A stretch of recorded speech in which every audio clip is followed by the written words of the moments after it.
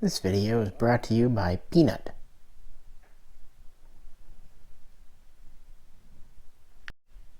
Hi, Misha here, and we have done black boxes from the cabin. I've done quite a few main channel videos from here, so I thought I would try doing a personal channel video. And yes, it would be nice to do, Hobby Master models. A little hard to throw those in my luggage, but I did throw in a few figures. No particular reason. Let's talk about clones. And specifically, I picked out 6 kind of just rank and file styles. Let me know how the lighting and stuff works. Kind of set something up here. But I wanted to keep kind of the cabin in the background. My new curtains. And just the basic variations and progress of the clone armor, clone equipment from 22 BBY, the first Battle of Geonosis. It's Peanut again. Hello, Miss Peanut. My cord. Of course. Even 3-legged cats are still cats. And, sorry. Through the 19 BBY with the end after the Battle of Coruscant and the end of the Separatists at Mustafar.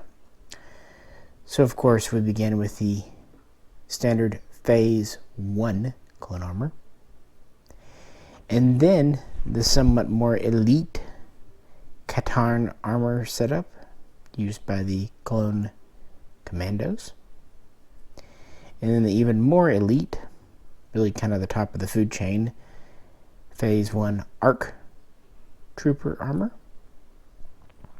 which quite quickly turned into Phase 2 ARC Trooper armor, Advanced Recon Commando,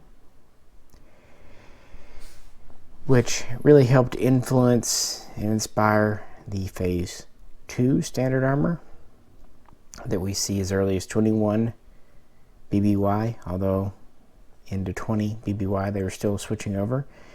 And then finally talking about the specialist clone pilots, which really used variations of Phase 1 and Phase 2 armor and did serve.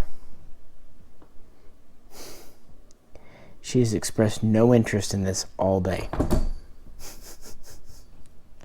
Cats did serve as assistants to the Marines and all that.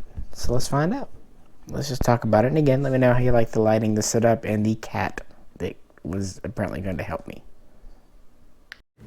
Alright, let's move most out of the way to talk about the standard Phase 1. And if Peanut jumps up here and knocks them all over, which will probably happen, oh well. I'm just happy she's taking the trip down here well, and actually is acting more boisterous than I've seen her in a few years. She's not exactly a young cat. Not ancient, but this isn't cat talk. The Phase 1 clone. And little stands that I have.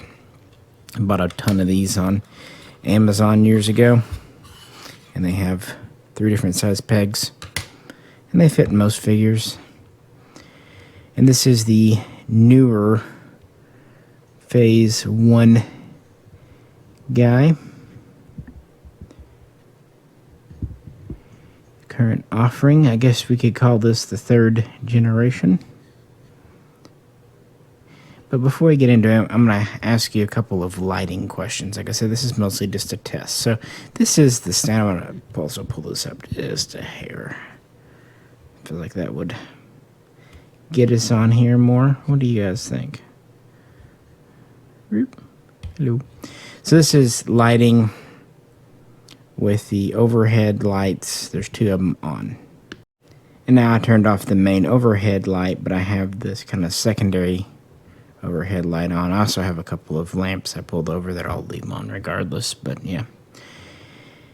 So yeah, this is the new mold, I guess you could say, that came out, and pretty neat. It's got these floating kind of pads on the knees. And kind of a softer style overlay. This is more of a flexible one with the pins not showing. Just kind of softer, more movable everything, really, frankly. And his standard blaster. So, of course, the clones are all cloned from Jango Fett, so they're all going to look essentially the same. Kind of working that up there. This one seems like it's slipped down a bit.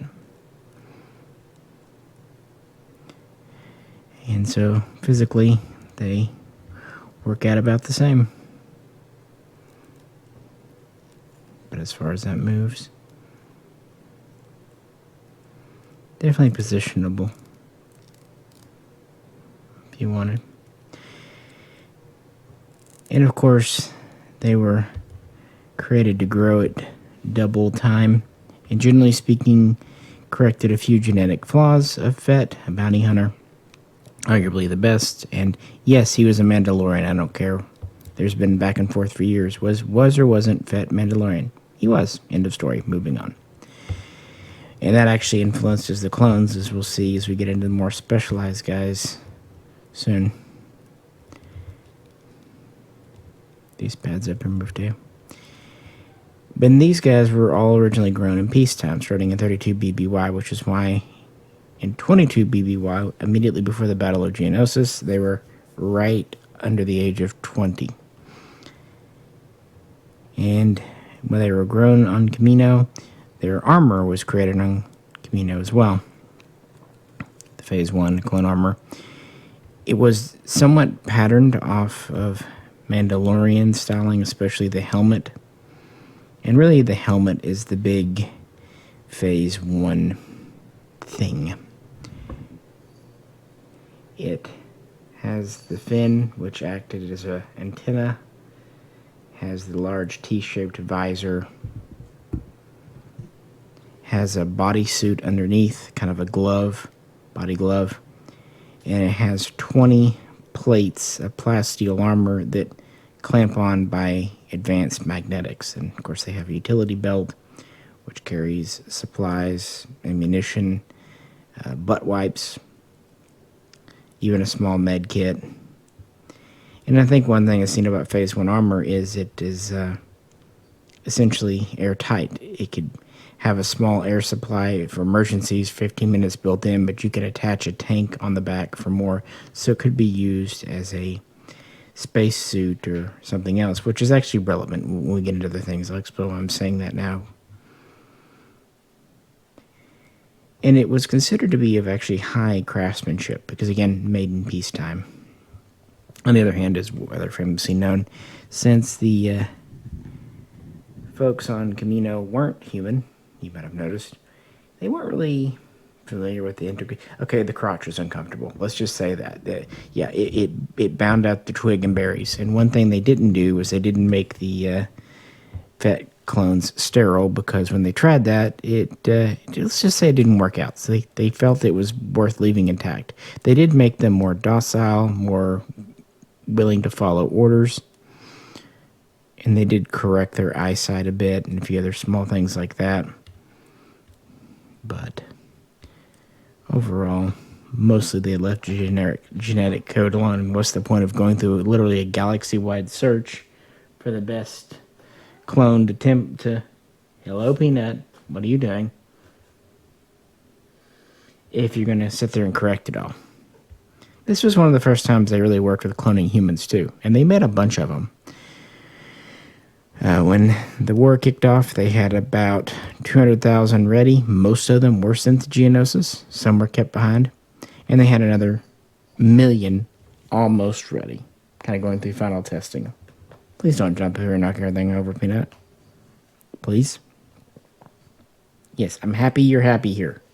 Yes, I am. That's because I'm not paying attention to her and she knows it. What are you chasing? Anyway, And most of them were the standard phase 1. If it's pure white, you got a private or a corporal. And if it was green, you had a different level of sergeants. Blue markings on the armor, lieutenant, or first or second to be exact. Red was for captain. And yellow, maybe yellow-orangish, was for commander. And the basic unit that these operated in was a squad of 10, typically 9 privates with corporals and then a sergeant. And of course that would go into a platoon, which is led by a lieutenant, and then beyond and beyond captain and so forth, all the way up to a corps and a sector army. And the Grand Army itself was made up of 20 sector armies, which were kind of somewhat divided into 3 general groups. And that gets us to the Grand Army of the Republic being about 1.2 million strong, which might not sound huge, but considering these were the elite of the elite. So imagine having over 1 million Navy SEALs. That's what we had here.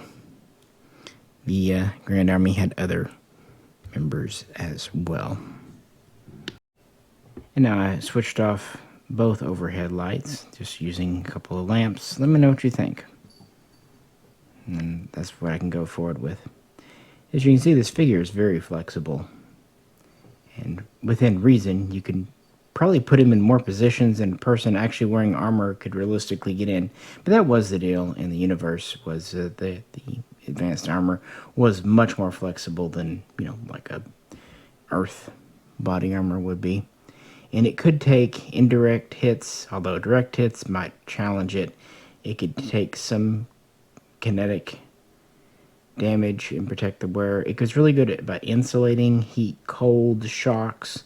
It was good about protecting from chemical warfare, that kind of thing. And yet it could definitely take shrapnel hits, smaller pieces, and be okay. And maybe a direct hit if it was a light blaster or a stunner. But a hit from a heavier blaster, or certainly a piece of ordnance, a missile, and, well, it can only do so much. And keep in mind, this is for the, standard clone, so, hey. And, of course, the helmet had good communications, especially for the rank and file, just to get their orders and positioning. Comms array, some status gear, what have you. And this was really the only version of Phase 1 armor. It wasn't all that flexible. And it wasn't designed with really any direct combat experience. And the rifle he's holding is the Blastech DC-15A, considered a heavy repeating blaster. It was designed specifically for the clones, the Grand Army, and was only sold to them. Pretty exclusive. If it looks big, well, that's because it is, or was. Over 1.25 meters, weighing considerably more than 4 kilograms. And now we're back to both overhead lights on, so let me know which of the 3 styles looks best to you. I can also kind of record with the wood in the background more, or the curtain in the background more. We'll do that throughout the video. Just kind of let me know what you think. So the benefits of this rifle: it was very powerful for a handheld blaster, and it had a pretty good capacity. It had energy cells, which were good for about 50 shots, and they were easy to change out. And its Tabana gas cartridge was good for about 500 shots, and it was difficult to change out. Much like with the armor, you can tell we're not really having direct combat experience with showing up.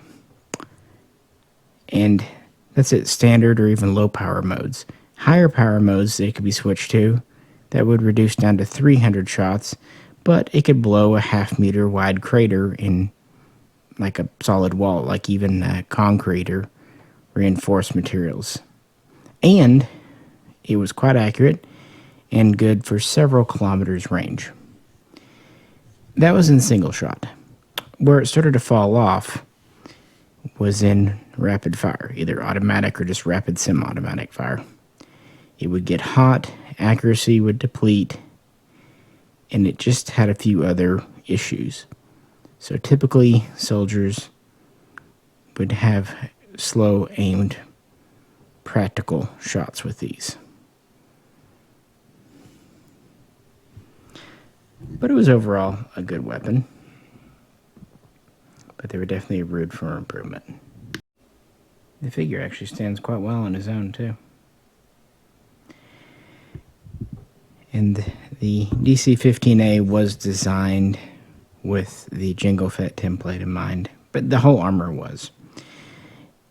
They did also carry thermal detonators, usually in this kind of long cylindrical pack, and or grenades. Soon into the war, they would start carrying EMP grenades, droid poppers. They would carry 1, 2, or 3 kind of back here in a row.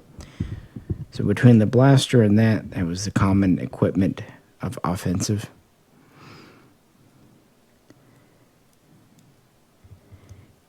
And in the beginning, everyone was uniform. Officers, men, commanders, they all dressed the same, just different colors. Even the early pilots and drivers of vehicles almost always wore the same armor with maybe slight modifications, but almost always identical because they were clones.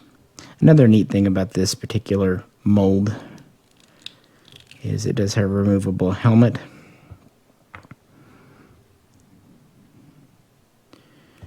With many say to be quite a decent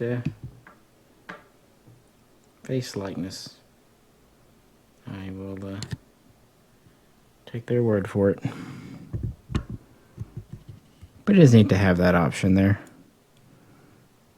It's also nice because they are clones. You could literally army build these, and having the face look the same is not only not a problem, it's correct. Especially for the rank and file, they did look the same. When you get to more of the specialists, just because of warfare and things, they can look a little different. So yeah, this was the standard clone kit and layout for Geonosis 22 BBY, the first part of the war.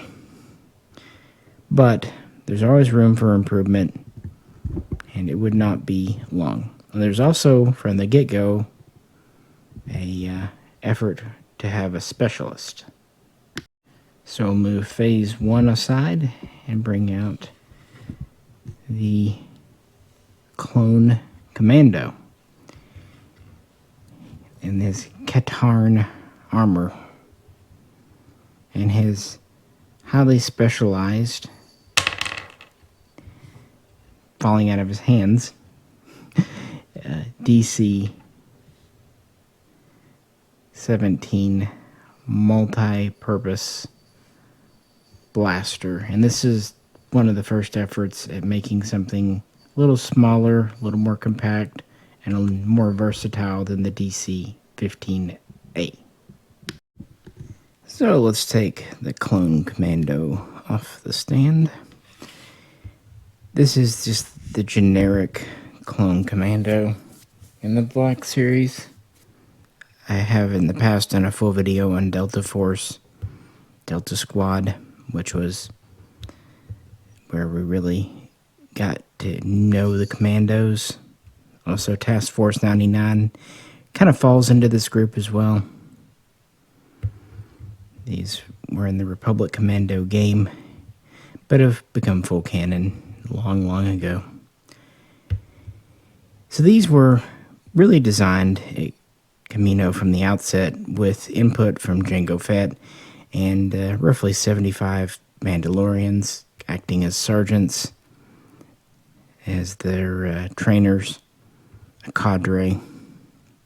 And these would be the first clones to really identify with their Mandalorian heritage and to be encouraged to be a little more individualistic, but only to a certain extent. They were born and raised and trained in what were called pods of 4, and while they were trained to operate alone if needs be, They really were trained to operate in a group of 4, with each member having a specialty, typically a commander and a sharpshooter, a tech guy, that kind of thing.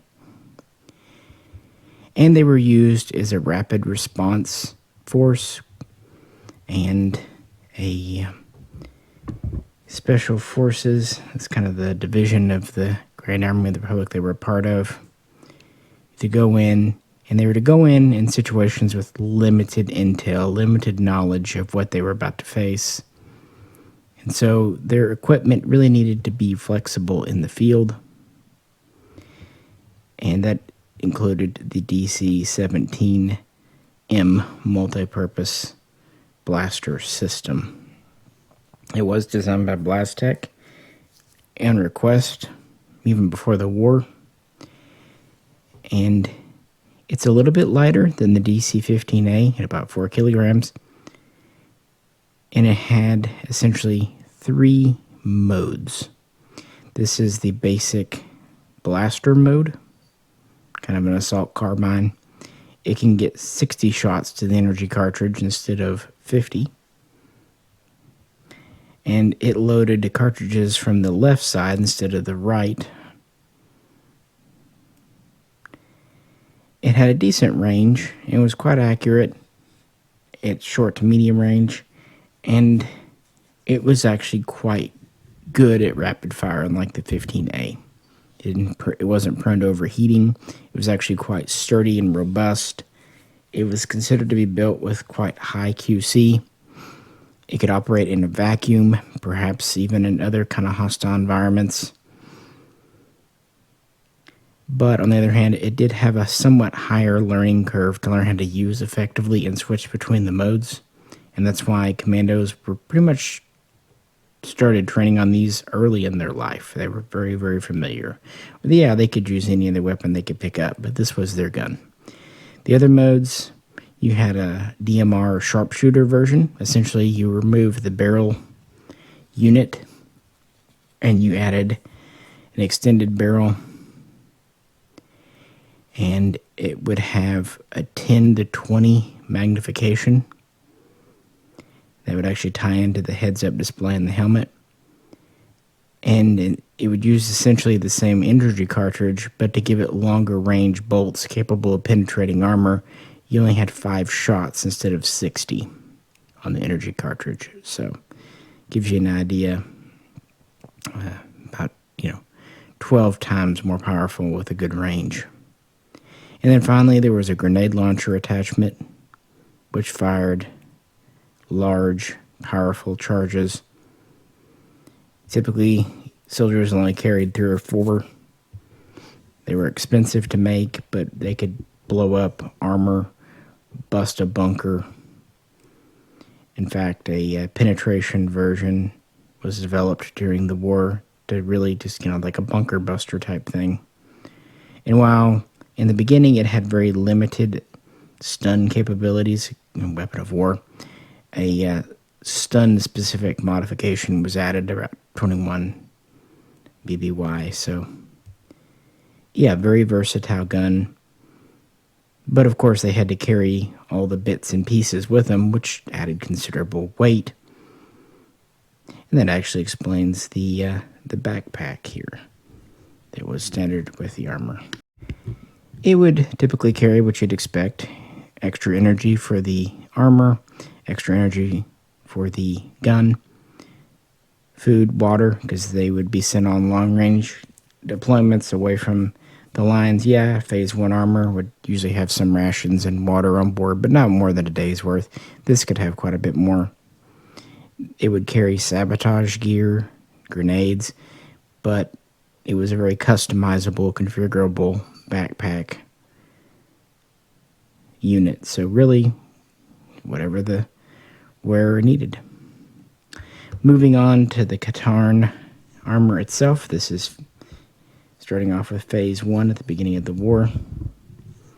It was heavier, bulkier than standard clone armor, hence the pads. The trade-off, though, it could actually take a direct hit from most energy weapons, including the helmet. Yes, Peanut. Peanut time. Yes. And the helmet itself had a very advanced heads-up display. It had a targeting system. It had magnification built in, as I said. It had status monitors, communications gear. It was just, it was a durable and all-around better helmet. But of course, this all came at the cost of cost. At the Battle of Geonosis, 5 squads of 4 each commandos were deployed, and there were plans to grow and train as many as 10,000 commandos. So not a tiny number, but not near as many as the standard trooper. Which would make sense. All this equipment, the gun, the armor, the helmet, and the training itself was expensive. But well worth it. They were very good. They could be sent in to rescue hostages, sabotage, shipyards, whatever. The Phase 1 version is what we talked about. Phase 2 would come about a few months into the war, and it would have protection against EMP because they were using more and more droid poppers, and so it was hardened against that better. Phase 3 would have more protection against energy weapons and some kinetic weapons, just a little sturdier. And there was Phase 3 Night, which was a nighttime operations variant with enhanced night vision. From the get-go, these did have night vision built in, but it had better. You actually see this with operations on Umbara too. And the commandos would continue to operate through the war, although they would be one of the first units to be stood down afterwards because of the cost and all that. Many would be folded into the new empire. Some would, and their casualties were very high just because they were sent into very dangerous situations. This figure is pretty neat. I thought it was neat just to have a basic commando. The Task Force 99 Hunter was the beginning of this body, and then the Delta Squad. When the Delta Squad first came out, it kind of got poo-pooed in the Black Series, but I think towards the end, people were kind of excited about them. I was. I thought they did a good job. I think it's different enough, but you can definitely see the similarity with other clone armor. I always thought it was kind of funny that there isn't really a belt with pouches. Instead, you just have all the backpack. And then again, the armor, the gun, everything itself is considerably heavier than Phase 1, so I guess they only wanted to load them down so much. But it's a relatively new mold. I think this came out around 2021. And in my opinion, is pretty neat. But there is definitely one level up from Special Forces. I have no idea what my cat's doing. She's running everywhere. The true definition of a fan favorite, the Advanced Recon Commando ARC Trooper. And this is in Phase 1 ARC Trooper armor. And he would seemingly be a captain in red. And these guys were there at the beginning, although they did not actually fight in the first Battle of Geonosis.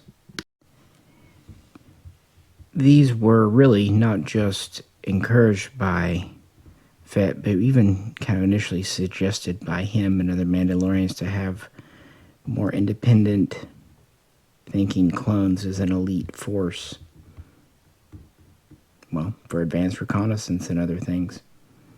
And so start off with the Alpha ARC Troopers, the first 100 that were grown before and trained before the war, but were put into stasis until needed. They had a lot of Mandalorian influence, even more time spent with the Mandalorian trainers. They adopted a lot of Mandalorian traditions, habits, including wearing the kama. They were encouraged to really customize their armor and were given a lot more freedom. They also did not have most of the behavioral limitations put onto standard clones. So they were the most independent thinking. And yeah, while they were definitely using the original DC-15A, probably their most identifiable guns were the DC-17 pistol. And typically they would carry not one, but two in pairs. This was a robust and very powerful gun for its size. It even used some of the same components internally as the DC-17M blaster carbine. It's a true combat pistol. Good range, good penetration. Obviously still not as much as a full blaster, but it allowed them a lot more flexibility. And again, they could carry a standard full size if they needed to. But this was always on them and left them with more time. Of course, they had extra pouches for other gear. A lot of survival. They were not only more independent, whereas the commandos operated in groups of 4, a lot of times ARC troopers operated alone, or they would operate behind enemy lines in espionage, or they might operate in another group of clones, but there would be standard troopers that ARCs were leading. Typically, multiple ARC troopers did not work together for long. Or if they did, it was just a couple at a time. So they were just considered independent loners. They typically had these shoulder pauldrons, 2, although sometimes 1 is seen. Several pouches. Interesting variation on the Phase 1 helmet. It has a smaller kind of thing on the top there. Fin. Yeah, they do have the Mandalorian rangefinder, viewfinder that lowers. Another element they took from Mandalorian culture. And they do have a backpack, although it's a little bit smaller, not quite as flexible as the commandos, but still very much for survivalism and carrying gear, surveillance, monitoring stuff. And their armor is closer to Phase 1 when it comes to durability, but it's much lighter and more versatile, flexible than the commando stuff, so hey, why not? But the ARC troopers appeared in the Tartakovsky Clone Wars, but have really made a name for themselves. Again, typical fan favorite. A lot of clones that people love are ARC troopers. And a lot of clone commanders had ARC trooper training. Even though the first ones were specially grown, genetically bred for this, later on, sometimes if a clone was just seen to be independent in training, he would be pulled aside and directed to the ARCs, or if they showed particular creative thinking, tactical thinking, or just bravery on the battlefield, they could be promoted to the ARCs. So they were a bit of an experiment encouraged by Jango Fett and other Mandalorians that proved quite successful. And so as the war would go on, ARC troopers would become the elite of the elite. Not dogging on the commandos, but whereas the commandos were specialists in groups, these guys were kind of trained to do everything and be independent. And were just shy of violating orders. They were extremely loyal, but that was the concern early on, is, we might train them and they become too,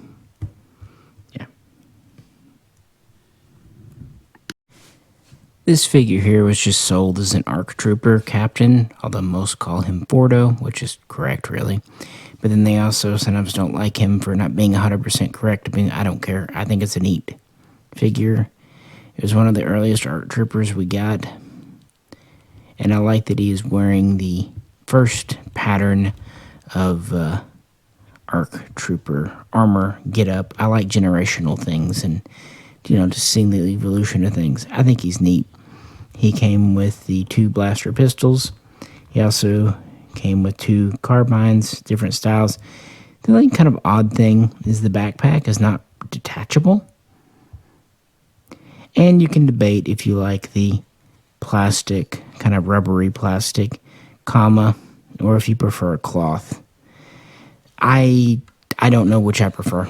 I see pros to both and cons to both. I think nice cloth actually gives it more of a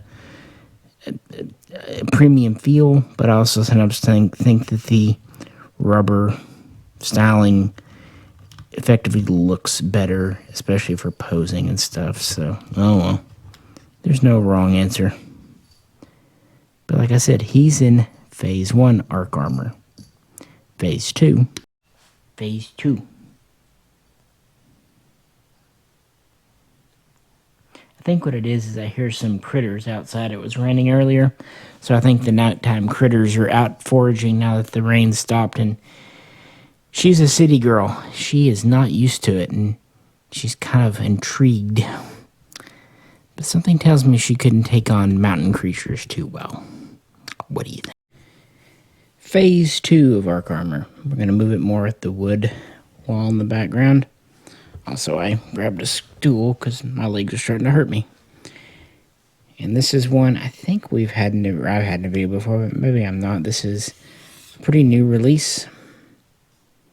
This is Clone Jesse, Arc Trooper, but he's in the Phase 2. And a lot of the systems and equipment that would be carried over to the standard armor would start off kind of being tested out here, including, you notice, kind of a new breathing apparatus for the helmet. He did not come with a DC-17M. I just thought it kind of looked good with him. He does have the standard pistols. And really the only other differences are kind of a different style pouch layout and the rangefinder still there. Backpack. Yeah, the differences between Phase 1 and Phase 2 are pretty subtle, but there are probably more than you think. You start looking and you do see more. And whereas the Captain one did not have a removable helmet, this one does.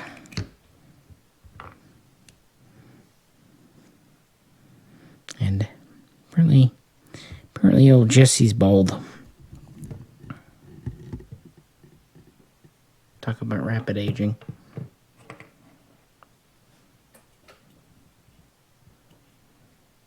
Yeah, but this newer generation of clones and this new body, I think everyone is enjoying. We also got 5s and all that too. And yes, I know they did do a Clone Wars era Arc Trooper Echo, but I missed out on him. I do have the Bad Batch Echo, but it's a little different. It was post his surgery. But yeah, this would be the style that they would use later on in the war.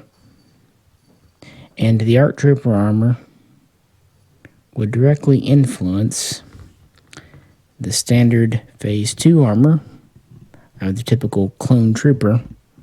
This started to appear pretty early on in the war, about 21 BBY, but it would take quite a while to re-equip the army.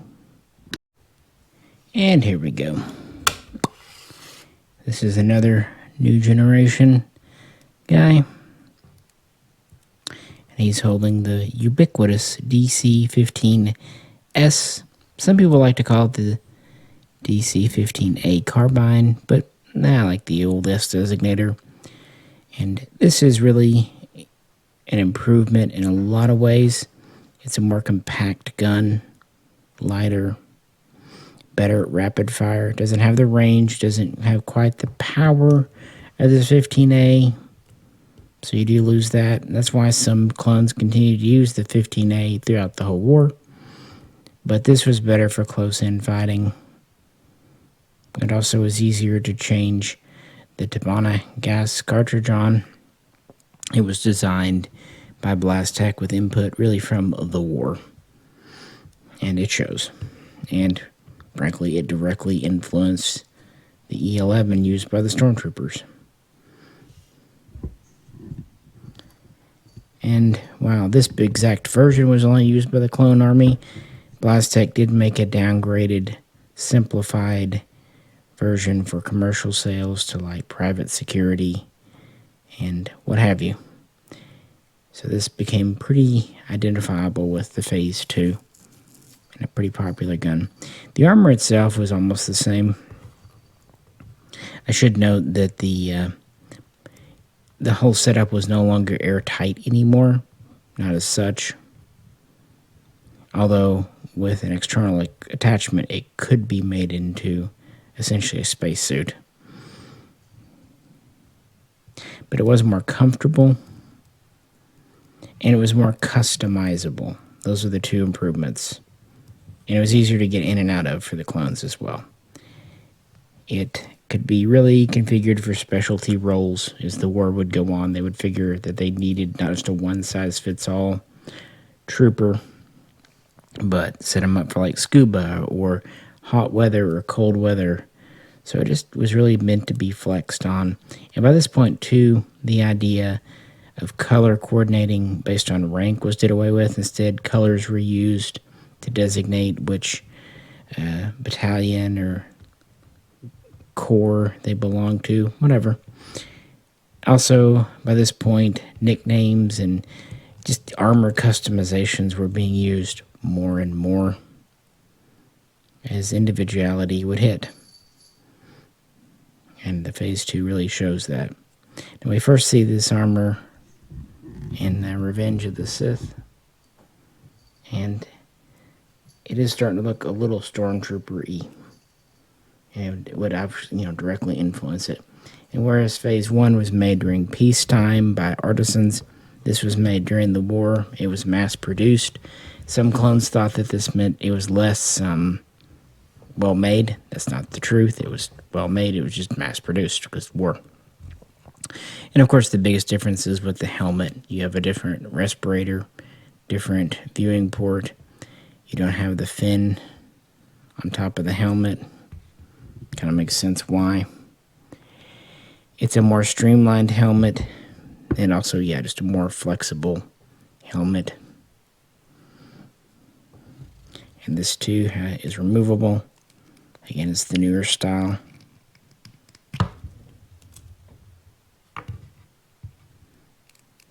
Which is kind of generic clone head underneath. But that's okay. They're clones. I actually ended up accidentally with 3 of these. I bought one, and then I got one in the pack with the Phase 1, the Ahsoka pack, and then I got one in the pack with the droid because I needed another droid. But again, they're army builders, and there are subtle differences in them. There's also subtle differences in the old DC-15A, DC-15S molds and the newer ones. They've ever so slightly updated, changed, improved the new blasters a bit. Just correcting a couple of dimensional things. Like that. Again, this new mold is really nice and flexible. The honest truth is the difference between Phase 1 and Phase 2 externally is the helmet. But in universe, and he does have dual trigger fingers because sometimes they would dual wield the 15S. It'd take a real beast, like a Wookiee, to dual wield the 15A though. This is kind of the iconic wartime clone look. Whereas the Phase 1 looks more Mandalorian, Phase 2, you can definitely see the Stormtrooper coming out. And in fact, the first generation of Stormtrooper armor would be very much based on this. And the clones themselves would stay in the Empire for several years. In fact, you didn't start to see them being retired en masse until 16 BBY, and even by 14 BBY, more than a few are still in service. Although they stopped growing them shortly after the end of the Clone Wars. In fact, the final batch was taken by force from Kamino around 18 BBY, maybe the tail end of 19 BBY.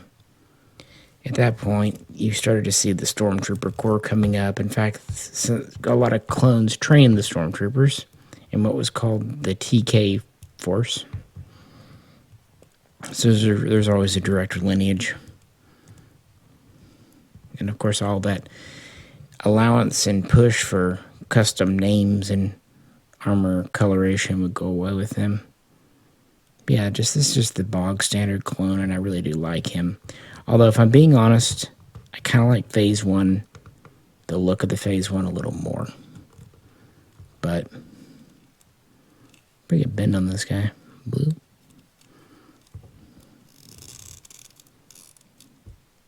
Pretty good for, a single joint, the pinless look. This all rotates around. These are independent. I like that this is an overlay. I like that they kind of put pieces together instead of just one big mold, because it does feel like it's, armor on a guy. It feels like there is an undersuit with a guy and whatnot. Again, the legs bend pretty good. They never have really done like toe articulation on these like you see on some other figures, but I don't really see the point of that. Of course, you get pivot there and all that good stuff. But no, they're a lot of fun. I could definitely see the enjoyment in setting up a Clone Wars era diorama with several clone troopers, and now that we have different battle droids, finally, thank God, the Super Battle Droid and the Droideka finally came out this year. He does stand quite well. Anyway, let's get on to our last guy. The Clone Trooper Pilot. This one is quote-unquote Hawk, but just Clone Trooper Pilot. Because Jango Fett was not only a good bounty hunter, so hand-to-hand, he was also quite an accomplished pilot, and clones were going to do that role too. When I say pilot, I also mean driver, because these guys would do anything from starfighters to dropships to cargo shuttles to, walkers on the land, tanks, what have you. And the Phase 2 we just looked at was the third generation of the clone body. Well, this guy here is built on the first generation. And, yeah, it'd be nice to get a new clone pilot if I'm being honest. Although, since there are 3 versions of the clone pilot, he could be one of those. This is just one of those variations. And at first, he probably looks like a standard Phase 2. Remember how I said the Phase 2 armor was more flexible? Well, this is one of the roles. Essentially, a new helmet unit, and then a chest pack, and an enclosed zero-G suit. There were other variations of the pilot where he had an open faceplate. Typically, those were more ground operations. And there was a version in Phase 1 armor that looked almost identical, except it didn't have the fin on top because he'd be getting in a cockpit. But since the Phase 1 armor was sealed up for vacuum, not a lot needed, but since the Phase 2 wasn't necessarily set up for that, he needed this. Also because later starfighters like the V-Wing did not have an atmosphere. And, well, that directly leads into the whole TIE thing. In addition to flying craft, these guys would operate with the Marines. That's the stand there. They would sometimes operate with the clone Marines, and could even be considered zero-G assault troopers. Sounds pretty well on his own too. In a pinch, so you could see this head set up for one of those. Typically, if they were only going to expect it to be a pilot, they would just carry a DC-17 pistol, but A lot of times they would carry a DC-15S blaster carbine, because especially those operating on the ground, or even if they were piloting like a lot drop ship, they would possibly be shot down and need to defend themselves, or could be called upon to act as standard infantry, because even though they were pilots, they were all carried, yeah. And they started off as standard clones, but when they were seen to have particularly good reflexes and eyesight during their youth, such as it was, they would be routed towards the pilot division. So they weren't specially bred, just, genetic aberrations happen, and even cloning, and they would pick those out, and they would be clone pilots. So in some ways they were a little unique from the standard clone, and so was their armor. But generally speaking, they were like other Fett clones. I don't know why, ever since I was a kid, I've always liked pilots, and I always liked figures that had like hoses and tubing. So when he came out, I know he's not a perfect figure, but I thought Hawk was pretty cool. That's why I wouldn't mind getting one of the other variations on the newer body. But even without that, I still think he's neat. I would not be junking him anytime soon. That's why I included him in this video. I think the pilots, because these were, they're quite a large crew. They certainly had more pilots than they did ARC troopers or commandos, because things needed flying or driving on the ground. So while far fewer pilots existed than your standard trooper, there were probably, a good, probably 50, 100,000 of this style in the Grand Army of the Republic. Again, it's just a little bit of a shame it's on the old body, but he's a pilot. What do you want him to do, parkour?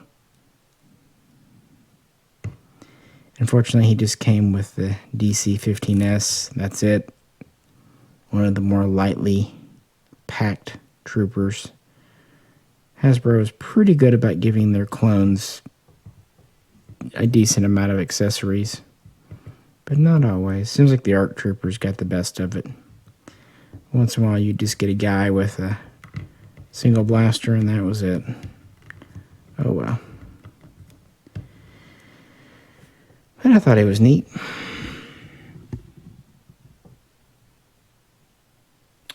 What do you think? And what do you think of doing videos here at the cabin like this? Let's wrap it up. I turned off the overhead lights again, but also kind of moved these directly under the lamp, such as it is. Just kind of playing around with things. Also, let me know what you think of doing these on a darker base versus lighter. Does it look better? And also let me know if it was better to have the curtains or the wood as a backdrop. That's why I didn't want to do anything too new and important for this video. Although I kind of had a desire to talk about clones for a while, just, hanging out. It's a topic. Also, Miss Peanut has now exhausted herself, even going to the litter box like a good girl. I was kind of concerned she might not find it in the new place, but she has. She's tuckered herself out. Every time I get up, she starts to run to the bedroom. I think she's ready to go to bed. I get it. But yeah, the clones. I like progressions. I like that we get phase 1, phase 2. We get both arcs. And I would like to see more specialists. Like I said, one of the cold weathers would be neat. I'd like to see an ARF trooper. I'd like to see a bark speeder with driver. I'd really like to see an AT. Oh, good grief. What's the thing called? The little walker thing. ATRT. The little thing. I think that'd be small enough it'd actually work in the Black Series, and since we just got the STAP for the droid, but yeah, those guys, so there's still a lot they could do, and they've got a really good body here, so why not? As like I said with the Commandos, I looked at all of Delta Squad, and what's neat about those is you get all the versions of the DC-17M, and we've got quite a few clone commanders and stuff too. Those get kind of unique. yeah, I just like troopers. Not that there's anything against anything else. I mean, my last video was on Darth Sidious, so there you go. Who, in a way, was kind of the father of the clones. But, yeah, just trying to record here with Peanut's help. Any feedback would be appreciated. And I do have a couple more things I brought out to do other videos on out here. And I do have some new things coming in soon, so we'll do that. I just wish there was a good way I could bring airplane models out here, but there's just really just not safely, unfortunately. With that, guys, appreciate you hanging out with me and Miss Peanut. And we'll catch you very soon next time. Say goodnight, Miss Peanut. Yes, ma'am. Yes. Wanna go to bed? May I go to bed?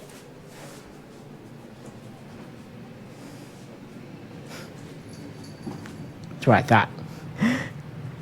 See you guys.